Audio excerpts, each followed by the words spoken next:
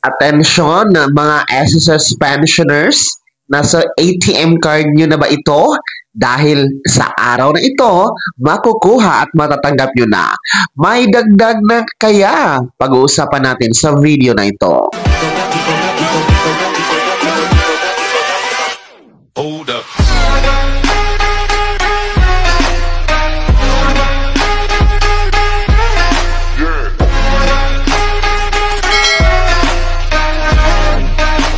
Hello mga ka-vlogs! Welcome dito sa aking YouTube channel. Magandang araw po sa lahat ng mga manonood. Saan po kayong dako sa mundo? Kumusta mga ka-vlogs? Eto nasa ATM card nyo na ba mga SSS pensioners? Dahil sa araw na ito, makukuha at matatanggap nyo na.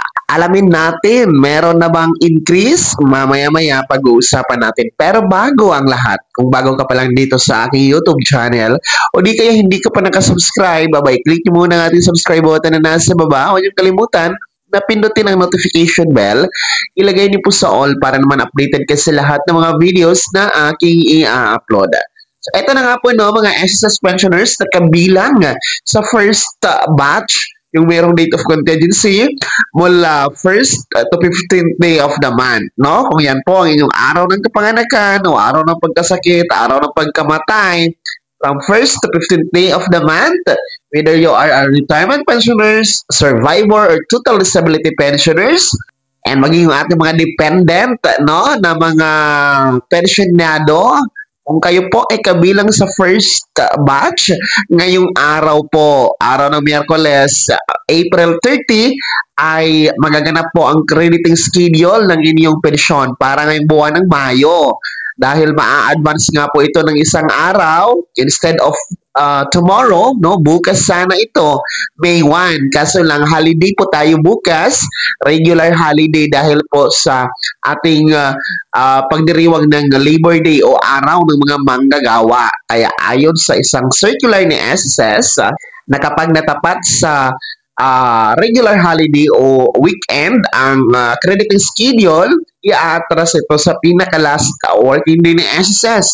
At yan nga po ang mangyayari ngayong araw na ito, no? Instead of bukas May 1, ngayon po ma-advance April 30 ang inyong pensyon ngayong buwan ng Mayo. So, advance ng isang araw, mas maaga kaysa inaasahan. So, antabayanan niyo po sa inyong ATM card, no? Siguro may mga laman na yung iba kanina pang umaga, no? Meron ng laman kasi nakadepende sa inyong bangko. May mga bangko kasi na maaga magre-reflect, no? Kapag nag-i-inquire kayo sa inyong ATM card or naka-online banking apps kayo, pag nag-i-inquire kayo, abay meron na. Meron din po mga bangko na hindi maaga mag-reflect, no? Ngayong tanghali pa lang, mamayang hapon, mamayang gabi. So, nakadepende talaga yan sa bangko kasi iba-iba naman po ang sistema ng bangko, no? So, siguro naman, alam nyo na ang inyong bangko, no? Kung anong mga oras talaga siya nagre-reflect, no? Kabisado nyo na ang schedule, no? Kaya, kayo na ang nakakaalam dyan. Mga first batch SSS pensioners. So, ang karagdagan po o increase, the second tranche, hindi pa yan aasahan sa araw na ito. Hindi pa yan makakasama sa magre-reflect sa ATM, no? Dahil wala pa yan mga ka-vlogs. So, wala pong dagdag, wala pong increase, wala pang second tranche na ibibigay ni SSS, no? Yan po ang malinaw. Ang inyong makukuha lamang sa araw nito ay tanging ang halaga ng inyong pensyon. Yun lamang, wala nang iba, mga first batch, SSS pensionado. Kaya naman, uulitin ko mga first batch, SSS pensioners, sa araw na ito, April 30, araw ng Miyerkules, magaganap ang inyong pension crediting para sa buwan ng Mayo. No? Makukuha at matatanggap nyo na ito sa inyong ATM card. Kaya naman, kumusta? Meron na bang laman ang inyong ATM card?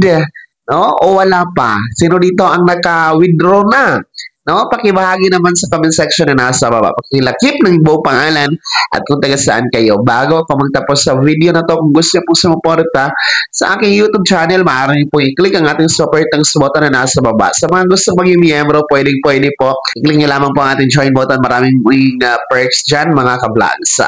Sana naging gabay ang video na to kahit paano na pag-uusapan natin ang mga mahahalagang bagay-bagay na may kinalaman sa pagiging miyembro, benepisyaryo at pensyonado sa SSS.